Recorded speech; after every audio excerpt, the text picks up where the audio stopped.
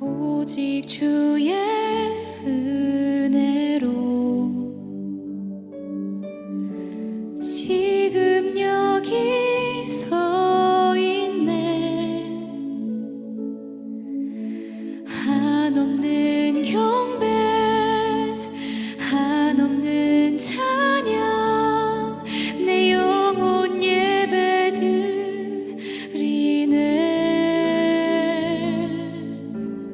나를 위해 이 땅에 오신 주의 은혜, 십자가 고통 이기신 주님, 그 은혜 어찌 잊으리. 주인의 날 채우시네. 주인의 보게 하시네. 살아가는 동안 은혜로만 살린 십자가 은혜로. 마가복음 14장 12절 제가 먼저 읽습니다. 무교절의 첫날 곧 유월절 양 잡는 날에 제자들이 예수께 여짜오되 우리가 어디로 가서 선생님께서 유월절 음식을 잡수시게 준비하기를 원하시나이까 하매 예수께서 제자 중에 둘을 보내시며 이르시되 성내로 들어가라. 그리하면 물 한 동이를 가지고 가는 사람을 만나리니 그를 따라가서 어디서든지 그가 들어가는 그 집 주인에게 이르되 선생님의 말씀이 내가 내 제자들과 함께 유월절 음식을 먹을 나의 객실이 어디 있느냐 하시더라 하라. 그리하면 자리를 펴고 준비한 큰 다락방을 보이리니 거기서 우리를 위하여 준비하라 하시니 제자들이 나가 성내로 들어가서 예수께서 하시던 말씀대로 만나 유월절 음식을 준비하니라. 저물매에 그 12를 데리시고 가서 다 앉아 먹을 때에 예수께서 이르시되 내가 진실로 너희에게 이르노니 너희 중에 한 사람 곧 나와 함께 먹는 자가 나를 팔리라 하신대. 그들이 근심하며 하나씩 하나씩 나는 아니지요 하고 말하기를 시작하니 그들에게 이르시되 12 중에 하나 곧 나와 함께 그릇에 손을 넣는 자니라. 인자는 자기에 대하여 기록된 대로 가거니와 인자를 파는 그 사람에게는 화가 있으리로다. 그 사람은 차라리 나지 아니하였더라면 자기에게 좋을 뻔하였느니라 하시니라. 그들이 먹을 때에 예수께서 떡을 가지사 축복하시고 떼어 제자들에게 주시며 이르시되 받으라 이것은 내 몸이니라 하시고 또 잔을 가지사 감사기도 하시고 그들에게 주시니 다 이를 마시매 이르시되 이것은 많은 사람을 위하여 흘리는 나의 피 곧 언약의 피니라. 진실로 너희에게 이르노니 내가 포도나무에서 난 것을 하나님 나라에서 새 것으로 마시는 날까지 다시 마시지 아니하리라 하시니라. 함께 읽습니다. 이에 그들이 찬미하고 감난산으로 가니라. 아멘. 어둠은 빛을 보게 하는 통로입니다 라고 하는 제목으로 오늘 고난주간 우리 2일차 우리 말씀 함께 잠시 나누겠습니다.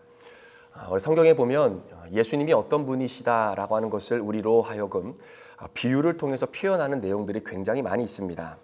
우리가 잘 아는 것처럼 예수님은 하나님의 어린 양이다 이렇게 표현하기도 하고 또 특별히 우리가 예전에 한번 다루었던 요한복음의 말씀에도 예수님은 어떠한 분이시다라고 하는 에이고 에이미라고 하는 표현을 통해서 총 7가지로 예수님을 표현하는 비유의 내용들이 나옵니다. 예를 들면 예수님은 양의 문이고 생명의 떡이고 예수님은 선한 목자다 이렇게 예수님을 표현하죠.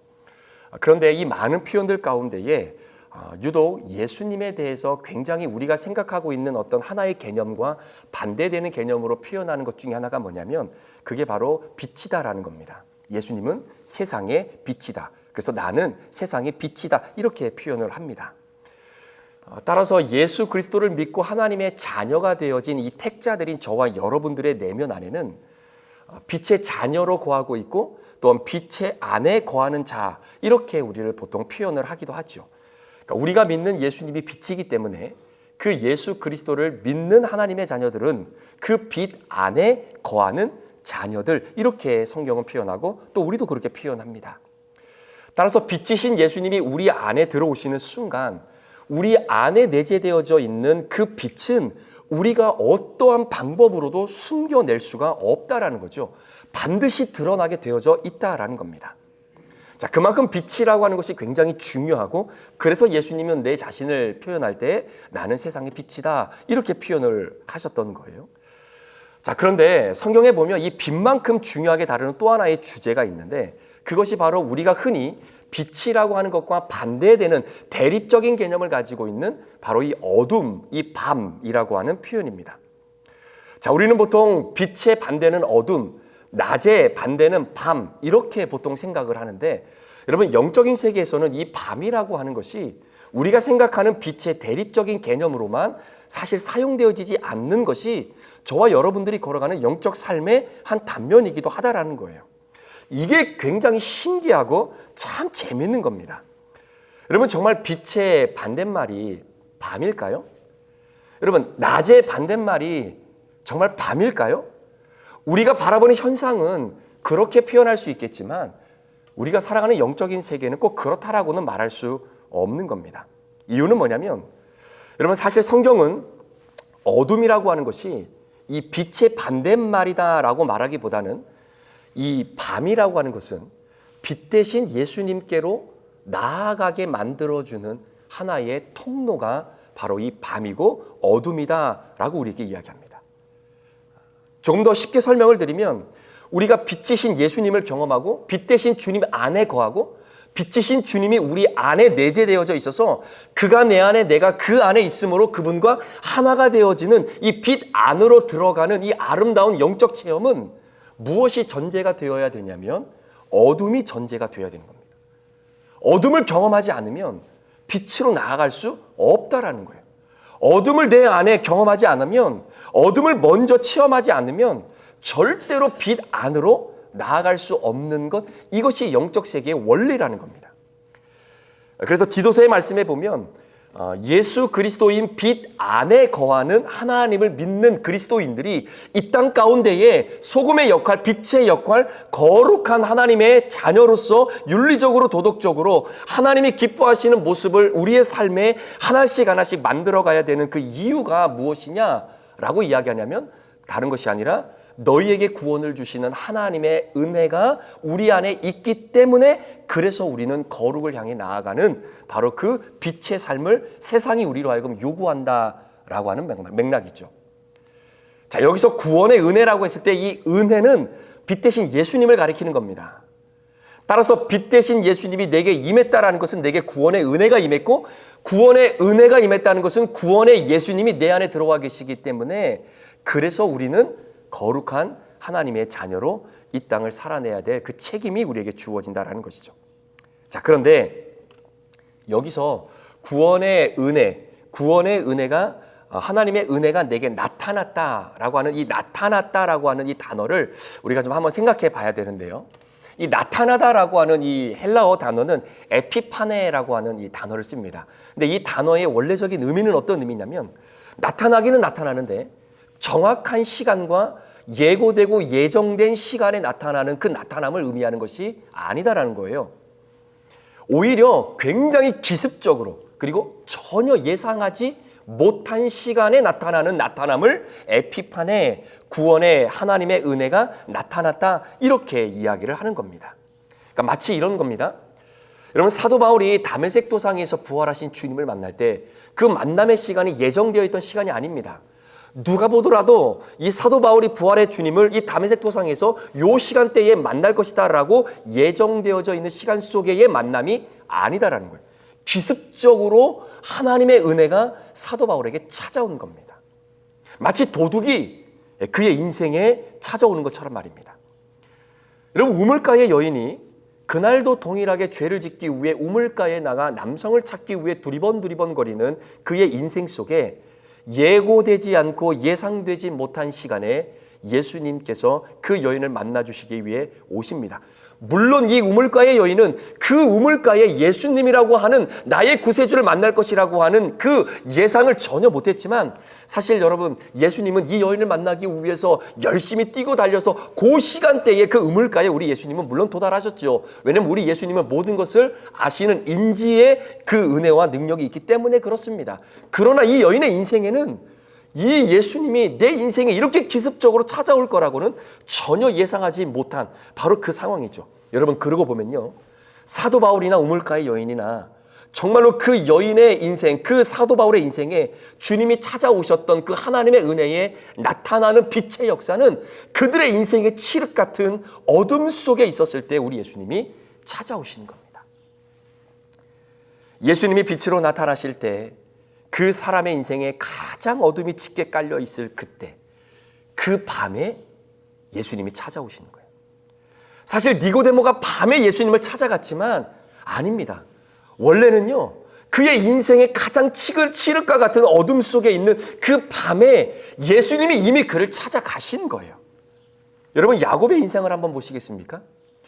라헬이라고 하는 사랑하는 여인을 그의 인생에서 이 여인을 얻습니다. 어떻게 보면 그의 인생의 승리의 한 단면이라고 볼 수 있지만 그것은 하나님의 은혜로 그 여인을 얻은 것이 아니라 야곱이라고 하는 사람이 가지고 있는 인내라고 하는 그 성품 때문에 결국은 그 여인을 얻게 된 것이다라고 볼 수 있는 겁니다. 외삼촌 라반과 사이에서 재산을 늘려가기 위해 양떼를 자기의 것으로 차지하기 위해 했던 그 모든 순간들도 정말로 여러분 하나님의 은혜로 되어진 것이라기보다는 거의 사기꾼에 가까운 지략으로 인해서 그 지식과 지혜로 결국은 그 재산을 불렸던 야곱의 인생을 보게 되죠. 자, 그런데 여러분 창세기에서 드러나는 야곱의 인생 가운데 이렇게 자신의 이 성품이라고 하는 것을 통해서 자신이 가지고 있었던 지략이라고 하는 지혜를 가지고 재산을 늘려가는 상황 속에 하나님의 은혜가 임했다라고 하는 표현은 단 한 군데도 기록되어 있지 않다라는 거예요. 야곱은요, 이기고 또 이겨야만 직성이 풀리는 그런 인생이었습니다. 그런 인생 가운데 무슨 하나님의 은혜가 임할 수 있겠습니까?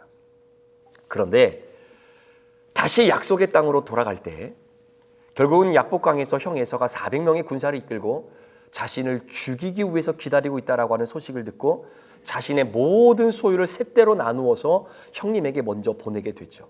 그러니까 진짜 나쁜 인간입니다. 자기 혼자 살겠다고 시간을 어떻게든 벌어보고자 이런 짓을 감행하는 굉장히 파렴치한 사람이 바로 야곱이라고 하는 사람이잖아요. 자, 그렇게 홀로 약복강에 남아있을 때에 야곱은 그의 살아가는 인생의 가장 칠흑과 같은 밤을 맞이하게 됩니다. 사실은 그 전에도 한번 이 야곱은 하나님의 은혜를 경험했던 때가 있었죠. 그 광활한 광야 가운데에 그 돌베개를 베고 자고 잠을 잤을 때에 나를 돕는 모든 것들이 완전히 차단되고 나 홀로 고독 속에 있다라고 느껴졌던 그 칠흑 같은 밤을 바로 약복강에서 또 한 번 경험하게 됩니다. 그 밤에 그를 구원하신 하나님이 나타나신 거죠. 그러니까 여러분 그때의 그 밤은요, 그냥 우리가 지구과학처럼 지구가 자전이 되어져서 맞닥뜨리는 밤이 아니라 바로 야곱의 인생에 차라온 정말로 칠흑 같은 어둠의 밤을 표현하는 그 밤 아니겠습니까? 그때 하나님의 은혜가 기습적으로 임하게 되는 거예요. 누군지도 물어볼 겨를도 없이 밤새 씨름합니다. 격렬한 싸움을 하게 됩니다. 그 시간을 통해서 야곱이 이스라엘로 바뀌게 되는 은혜를 경험하게 되는 거예요. 깊은 어둠 속에서 진정한 빛 대신 하나님을 만나게 되는 것. 여러분 은혜는 밤에 경험하는 겁니다. 행복에 가득 차 있을 때 은혜를 받는 것이 아니라 정말로 내가 인생의 깊은 밤 속에 빠져들어가 있을 때 그때 은혜를 만나게 되는 거죠. 여러분 혈루증 여인이 언제 예수님을 만나게 됩니까? 나름대로 갖고 있는 모든 재산을 다 탕진하면서까지도 의원들을 만나며 그 의원들을 통해서 내 몸이 치료되기를 정말로 고군분투하며 살았지만 많은 의원을 만났는데 성경이 말하는 결론이 뭡니까? 더 악해졌다라는 거예요. 의원 만나면 좀 회복돼야 되는데 할 수 있는 모든 것을 다 투자하고 노력했는데도 결론은 더 악해졌더라 이겁니다. 이게 그 여인의 칠흑 같은 밤 아닙니까? 그때 더 이상 손쓸 수가 없다라고 판단되어졌을 때 그때에 이 여인이 예수님을 만난 거예요. 그게 그 혈루증 여인의 인생의 칠흑 같은 어둠 아닙니까? 여러분 이유는 모든 택자는 빛을 만날 때 반드시 어둠을 통과해야 됩니다. 그 어둠이 어떤 어둠이든 간에 그 어둠은 반드시 예수 그리스도인 빛을 만나게 하는 조력자가 된다는 거예요. 자, 그런데 오늘 우리가 함께 좀 생각해 볼 문제는, 오늘 우리가 읽었던 이 본문은 예수님과 제자들이 6월절 마지막 만찬을 나누는 장면입니다. 자, 그러니까 우리가 가장 부러운 사람들이 이런 사람들이죠. 예수님이 직접 자신의 손으로 떡을 떼어서 주시고 잔을 나누어 주신 것을 직접 받아 마시고 먹었던 사람은 유일하게 이 땅에 예수님의 12제자밖에 없습니다. 그러니까 12제자는 지금 빛 대신 예수님과 그 조만한 다락방 안에 함께 현재 있는 겁니다. 자, 그런데 여러분, 나는 빛이다 라고 말씀하셨던 그 빛이신 그분과 함께 있는데도 불구하고 여전히 그 빛 안으로 들어가지 못하고 어둠 속에 있었던 한 사람이 있었습니다. 바로 가룟 유다죠. 자, 그러면 왜 다 빛 가운데 있는데 유독 가룟 유다만 여전히 어둠 가운데 그대로 남아 있는가? 여러분, 어둠에 있다가 빛을 만나면 어둠이 사라져야 되는데 왜 가룟 유다는 빛 대신 주님과 함께 있는데 어둠이 사라지지 않고 오히려 빛을 만났는데 내 자신이 어둠으로 들어가 버리는 그 인생을 왜 가룟 유다는 그렇게 살아갈 수밖에 없었는가? 이 부분을 오늘 저와 여러분이 잠깐 한번 생각을 해보려고 합니다. 여러분, 가룟 유다는요, 본질이 도둑입니다. 아예 성경이 딱 지명하잖아요. 이 사람은 도둑이다. 여러분, 베드로의 본질은 칼의 사람입니다. 그래서 이 칼을 가지고 언제든지 자기 자신을 변호하고 그리고 기회가 되면 그 칼로 귀한 자리 하나를 얻으려고 했던 사람이 바로 이 베드로입니다. 여러분, 요한의 본질이 누굽니까? 우레의 자식입니다. 혈기가 얼마나 많은지 혈기의 사람이다라는 거예요. 자, 원래 제자 공동체 가운데는요, 이 돈꾀를 맡고 있는 사람은 가룟 유다가 아니었습니다. 원래는 빌립이었죠. 그래서 오병이어의 사건까지만 하더라도 이 제자 공동체의 회계를 맡고 있었던 사람은 빌립이었습니다. 가룟 유다가 아니었습니다. 그런데 어느 순간 이 회계의 직책이 가룟 유다로 바뀌어버리게 된 것이죠. 이유가 뭐냐면 가룟 유다는 돈을 너무나 사랑했고 돈을 너무나 좋아했고 결국은 이 돈꾀를 훔치고자 회계가 되었다. 이 돈꾀를 훔치고자 이제 회계가 된 것이다라고 성경은 이야기합니다. 자, 여러분, 베드로가 예수님을 따랐던 이유는요, 훗날 예수님이 로마로부터 이 이스라엘을 독립을 시켜줄 때에 정치적인 해방을 맞이하게 될 때에 베드로는 칼로 한 자리를 하고 싶은 욕망이 있었던 사람입니다. 그래서 예수님을 끝까지 따라가려고 애를 썼던 사람이죠. 가룟 유다가 예수님을 따랐던 이유는 예수님을 통해서 만약에 정권을 잡게 되면 본인은 경제부총리 자리 정도를 할 거라고 생각을 합니다.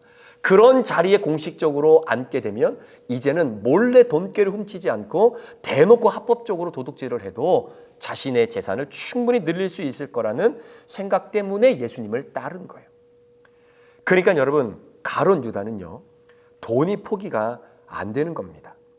빛 대신 예수님 곁에 앉아 있으면 포기가 돼야 되는데 예수님을 따르기는 따르는데 돈이 포기가 안 되는 거예요. 여러분, 고양이가 송아지로 완전히 변하고 거듭나야 생선을 맡겨도 괜찮은 것 아니겠습니까? 그런데 가룟 유다는 이게 안 되는 겁니다. 저희가 4월 7일 월요일 날 큐티 말씀일 때 제가 이런 말씀을 드렸어요. 원망과 불평이 꼭 죄입니까? 근데 성경은 죄가 될 수 있다라고 이야기합니다. 근데 그 이유가 뭐냐면 그것은 탐욕 때문이다라는 거예요. 여러분, 원망과 불평, 이스라엘 백성들이 하나님 앞에 원망과 불평을 쏟아냈던 이유, 물이 없을 때 불평하는 원망, 그거 여러분, 그 당연히 할 수 있는 원망이고 불평일 수 있겠죠. 그러나 그 원망과 불평을 했다고 하나님이 이스라엘 백성들을 심판한 게 아니라 그들이 탐욕을 갖고 있는 원망과 불평이었기 때문이었다라는 겁니다. 자, 그게 뭐였냐면 여러분, 과거의 애굽에 이스라엘 백성들이 노예로 살 때 그들이 누렸던 것 중에 하나가 뭐냐면 값없이 공짜로 애굽에서 산출되어지는 야채를 맛있게 먹었던 때가 있었습니다. 그런데 지금은 노예를 다 벗어나서 하나님의 백성으로 완전히 탈바꿈이 되어서 약속의 땅으로 들어가기 위해 준비되어지는 상황이잖아요. 자, 그러한 상황 속에 광야를 걸어가는데 그때 불평을 하는 겁니다. 원망을 하는 겁니다. 뭘 불평하고 원망을 하냐면 물이 와서 불평하고 원망하는 거 당연하죠. 여러분, 어떻게 이 광야에 물이 있겠습니까? 그러니까 물이 없으니까 물 좀 달라고 원망하고 불평할 수 있어요. 왜냐하면 사람이 물을 마시지 못하면 살 수가 없으니까. 그런데 이스라엘 백성들이 지금 광야 한복판에서 뭘 달라고 이야기하냐면 내가 애굽에서 값없이 공짜로 먹었던 야채를 광야 한복판에서 먹게 해달라라고 이야기하는 겁니다. 여러분, 이게 왜 하나님 앞에 범죄이고 이게 왜 죄로 하나님 앞에 인식이 되냐면, 여러분, 노예로 있었을 때는요, 자신의 삶을 노예로 살기 때문에 애굽 사람들에게 내 인생을 맡겨버리고 그리고 그 대가로 값없이 야채를 받아 먹었던 사람들입니다. 그러니까 노예였기 때문에 그게 가능한 거예요. 그런데 이제는 180도 상황이 완전히 달라진 겁니다. 노예가 아니죠. 아니, 본인들이 하나님 앞에 우리 이제 야채 더 이상 안 먹어도 되니까 차라리 야채 대신에 우리에게 뭘 달라는 거예요? 자유를 좀 달라라는 것 아니겠습니까? 하나님을 예배할 수 있는 자유를 달라라는 거예요. 그래서 하나님이 그래, 그럼 야채 먹지 말고 자유를 누려라. 그래가지고 하나님이 이스라엘 백성들을 불러낸 겁니다. 그래서 하나님의 백성으로 살아가도록 하나님이 열어놨는데, 그러한 정체성의 변화를 준비하는 상황 속에서도 여전히 과거의 노예로 살았던 그 근성과 바램을 포기하지 못하는 거예요. 지금 이스라엘 백성들이 그게 힘든 겁니다. 하나님의 백성이 되어서 광야를 걸어가는 하나님의 자녀들이기 때문에 하나님의 백성의 그 정체성을 회복해야 되는데 여전히 노예로 살면서 누렸던 그 혜택을 포기하지 못하는 거예요. 야채를 공짜로 먹었던 그 혜택도 누리고 싶은 겁니다. 그러니까 이거예요. 하나님의 백성이 되어서 약속하신 젖과 꿀이 흐르는 가나안 땅, 여기도 가고 싶고, 여기까지 가는 과정 속에 내가 이집트의 노예로 살아가면서 그때 누렸던 혜택인 공짜로 야채도 먹고 싶다라는 거예요. 하나님의 백성이 되는 것도 좋고 야채 먹는 것도 좋고 두 가지를 다 잡겠다라는 겁니다. 이걸 성경은 탐욕이라고 이야기하는, 그리고 이것을 하나님이 이스라엘 백성들을 심판하신 이유가 되었다라는 겁니다.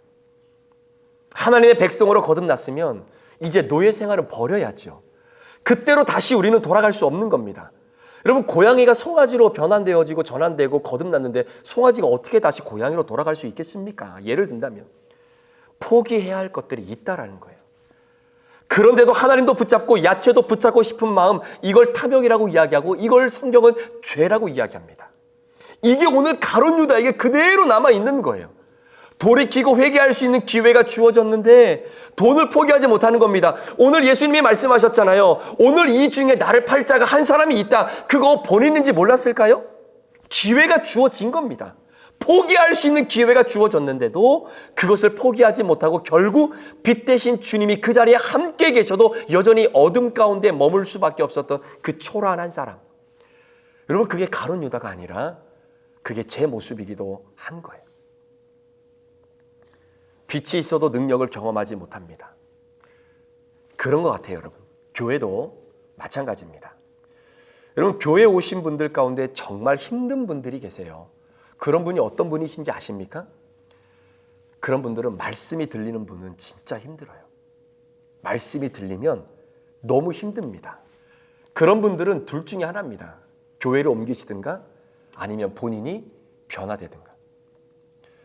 가룟 유다는 본성이 변하지 않습니다. 그런데 계속 말씀이 들리는 거예요.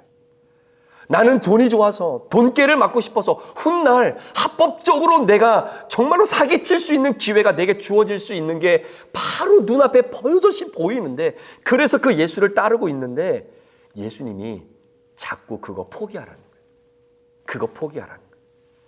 빛하고 함께 있는 것보다 나는 돈이 더 좋은데, 그러니 빛하고 있는데 결국은 그걸 포기하지 못하고 어둠으로 떠나버리는 결론을 오늘 가룟 유다가 우리에게 미리 보여주고 있는 겁니다. 여러분, 말씀이 있는 교회는요, 성도들로 하여금 빛을 먼저 보게 하지 않습니다. 말씀이 살아있는 교회는 성도들로 하여금 어둠과 밤을 먼저 경험하게 도와드립니다. 그 말은 내가 내 죄를 말씀을 통해 먼저 보도록 말씀으로 여러분들을 인도한다라는 거예요.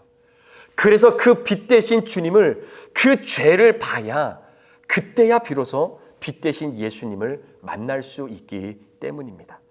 그런 의미에서 우리 브릿지 교회가 그런 교회가 되기를 바라고, 저도 그렇게 목회를 할 것이고, 그런 목회를 하는 목사와 함께 우리가 신앙의 여정을 걸어가고 있는, 내가 여기에 있다라고 하는 것들을 여러분들이 잘 기억하시고, 우리의 인생의 어두운 부분이 보여야 그 어두움을 통해서 빛 대신 주님 앞으로 나아갈 수 있는 은혜가 우리 가운데 있게 되는 것입니다. 사랑하는 성도 여러분, 어둠이 없이는 빛으로 인도되어질 수 없는 거예요. 지난 주일에 우리 어떤 집사님 가정을 잠깐 아내와 함께 신방을 했는데요. 함께 신방을 하면서 이런저런 이야기를 나누는데 정말 맞아요. 그분이 그런 얘기를 하시더라고요. 내가 정말로 하나님의 공동체의 은혜를 알고는 있었지만, 정말로 하나님께서 이 공동체를 통해 내게 부어주시는 은혜가 이렇게 크다라는 것을 제가 이번에 철저하게 깨닫게 됐다라는 거예요. 그런데 여러분, 그걸 어떻게 깨달은지 아십니까? 어떻게 깨달게 됐냐면, 내가 내 인생에 아픔이 찾아오니까 그게 깨달아지는 거예요. 내가 내 육체가 참 건강할 줄 알았는데 내 육체의 건강에 굉장히 심한 한파가 한번 확 몰아치니까 그때야 비로소 내가 몸담고 있는 이 공동체를 통해 하나님이 부어주시는 은혜가 얼마나 귀하고 소중한지 그때서야 깨닫게 되어졌다라고 고백하는 그 고백을 듣고, 맞다. 내가 인생의 때로는 건강의 어둠, 물질의 어둠, 관계의 어둠 안에 한번 들어가 있어야 그 어둠을 통해서 빛 대신 주님을 바라볼 수 있는 기회를 하나님이 주십니다.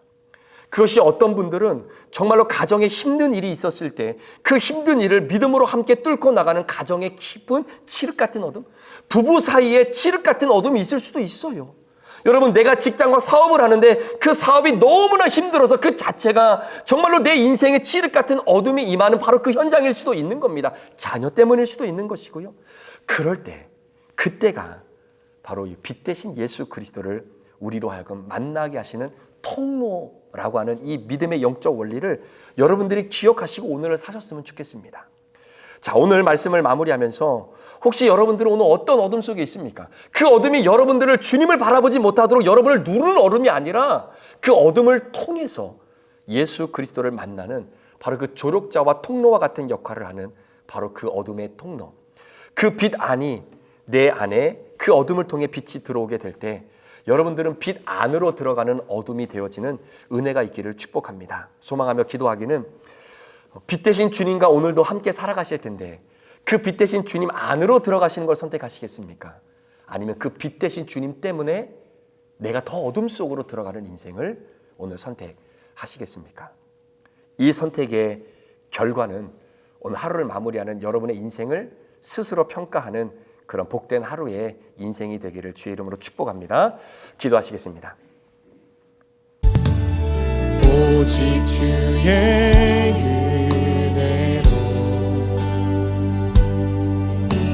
지금 여기 서 있네. 한없는 경배, 한없는 찬양, 내 영혼 예배 드리네. 나를 위해 이 땅에 오신 주의 은혜, 십자가 고통 이기신 주님, 그 은혜 없이 주님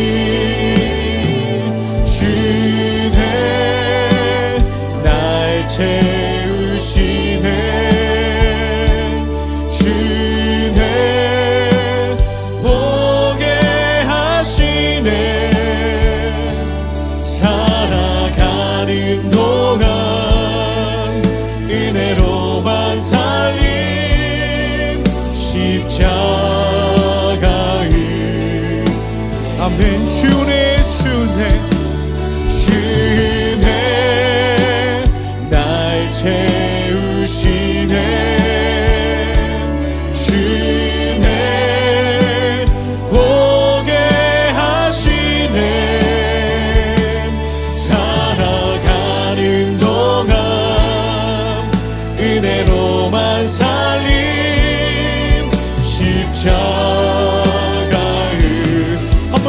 고백합니다. 주 은혜 날 주시네.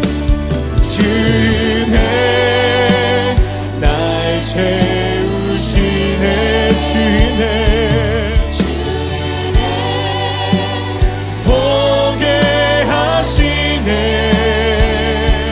살아가는 동안 은혜로만 살림 십자가 은혜로 주네. 주네 날 채우시네. 주네 보게 하시네. 살아가는 동안 은혜로만 살림 십자가의